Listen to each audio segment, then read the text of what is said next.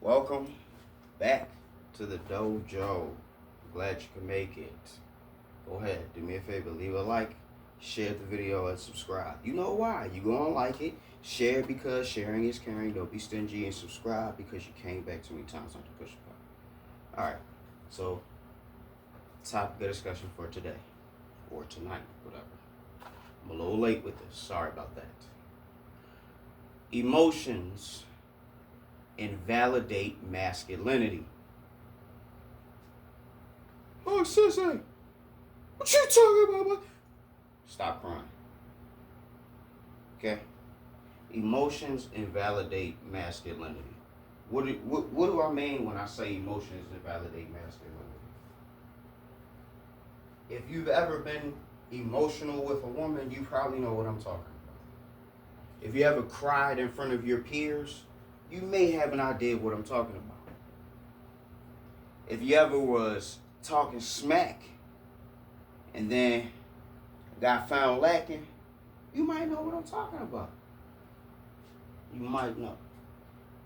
And also, it's kind of disturbing to see a grown man cry. You know what I mean? That being said, we're going to dive into this. All right? An emotional man is a dangerous man. An emotional man is considered a weak man. An emotional man might not be considered alpha, may not be considered hetero. You feel what I'm getting at? All I know is, as a man, my emotions and the expressions thereof have never benefited me in my relationships,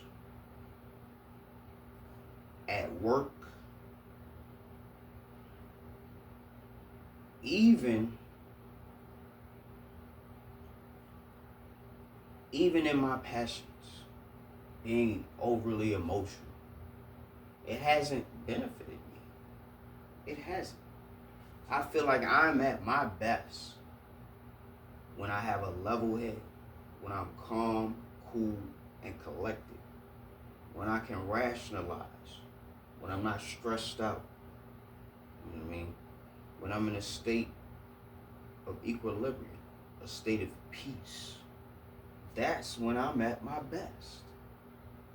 You know what I mean? Some people can function in chaos and not get emotional, it not affect them. Maybe because they grew up in it. You know what I mean? The lack of chaos may be unsettling to them. But to go back into the topic, right? Your masculinity as a man is a show and a sign of respect. Yes.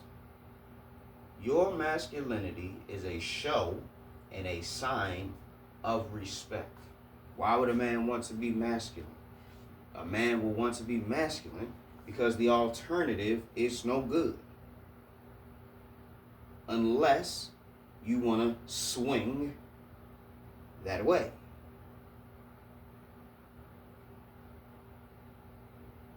What I'm really trying to get you to understand is, as a man, your emotions are basically useless. They are. Only time I can see emotions having any type of value is when it's with your closest relatives, like your mother, your siblings, sons, daughters, nieces, nephews, aunts, aunt and uncles, right? Your emotions out there in the world, they're not gonna save you. They're not gonna save you, right? Maybe women can get away with being emotional and getting emotional support and people coming to her aid and helping her out, asking, You know what I mean? Men, we don't have that luxury. We don't. We do not. Growing up and you ain't hit the mark or you ain't do right, they told you grow up, be a man. Stop crying. Why? Because your emotions invalidate your manhood. Your masculinity is invalidated when you cannot control your emotions. That's what I mean by your emotions invalidate your masculinity. You can't be respected by your fellow man if you're an emotional man. You can be emotional, but you cannot outwardly project emotional instability as a man and be looked at and perceived and respected and treated as a man. It just does not work. It don't. Our ancestors and forefathers, the stories we've heard about these great strong men who endured hardships, these strong men who built our society, these strong men who survived the wilderness, the Industrial Revolution, all types of nonsense over the years, over the course of history, from the prehistoric era, if that was even a thing, until today. The emotional men were the ones who were weak, were the ones who were outcast. You watch the movie 300, you clearly can see that their emotions were only valid because they were going to die. If you're going to die and you're going to die with your closest buddies, the people you around all the time, I'm sure it has some type of camaraderie, brotherhood. There is love there. Because this man saved my neck. This man saved me from losing limbs. This man kept me alive at night when I was sleeping and the enemy tried to ambush us. So yes, there can be love and emotions in that type of setting. Because why? We become blood brothers. We live together, we bleed together, and we die together. That's an emotional thing. The highest honor a man can give to the world is dying for a purpose that serves others. It is respectable for you to get emotional about something like that. Giving your life to protect your family. Giving your life to protect your city, your country. You know what I mean? That's the type of thing that will bring proud tears from another man's eyes. It's always been the highest honor of a warrior to die in battle, to face a worthy adversary, and to be bested by him in combat. Because the majority of a warrior's life, they were winning. When they lose, you know what I mean, they probably can't fight no more, or they just not here no more. Right? When you're faced against your enemy, your emotions are not perceived as strength. They're perceived as weakness. So like I said before, emotions invalidate masculinity. Out here in the world, in this dog-eat-dog world, unless you're in a band of brothers and y'all fighting tooth and nail every day to survive, your emotions don't matter. In this civilization that we live in and are forced to work in, your emotions as a man they're not going to do too much for you. The only emotions as men that are valuable or perceived value is anger. Anger. That is the emotion that most people respect when men exhibit. I watched some video, I don't know if it was a TikTok, they were saying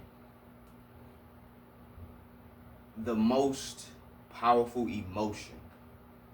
And it said authenticity. I said, I don't even know if authenticity is even an emotion. Authenticity is just a state of being. I didn't know. You know what I mean? That's the problem with the internet. It's always somebody misappropriating a terminology. You know what they mean, but somebody's always misappropriating terminologies on the internet. Because you don't gotta be a professor to be on here and to be talking to people. You know what I mean? There could have even been times where I maybe have misappropriated something. But nobody's been in my comment section to correct me, so I wouldn't know. I'm just going to assume I've been right this whole time.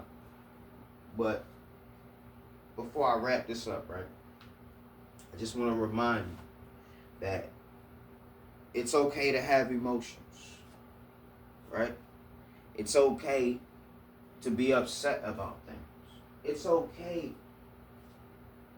to not be okay, right? But ultimately, the expressing and the sharing of your emotions, IRL, is irrelevant. It's not helping you get more money. It's not helping you find a better quality of life. It's not influencing anybody to take you seriously. It's just not doing what you would hope that it would do. Especially as a man. The victim thing, that's more so for the ladies. They can get away with that. That's not for us. It's not for us. Right? So in conclusion, you being emotional or you expressing your emotions as a man, it invalidates the respect that people have for you. It invalidates your masculinity as a whole, being emotional as a man. So there's not really too much more I can say on that, other than the fact, if you don't believe it, just try it out. Try being emotional with your woman. Try being emotional with your friends. Hell, try being emotional at work and see how far it gets you as a man. Hell, so do the thing and come back and tell me about it. With that being said, Professor Hawk signing out. Hawk Sensei bids you adieu. Hope you're waking up every day with a plan, a purpose, and a smile. And if you're not waking up with a plan, a purpose, and a smile, hey, at least you're waking up. Go ahead, leave a like, share, and subscribe.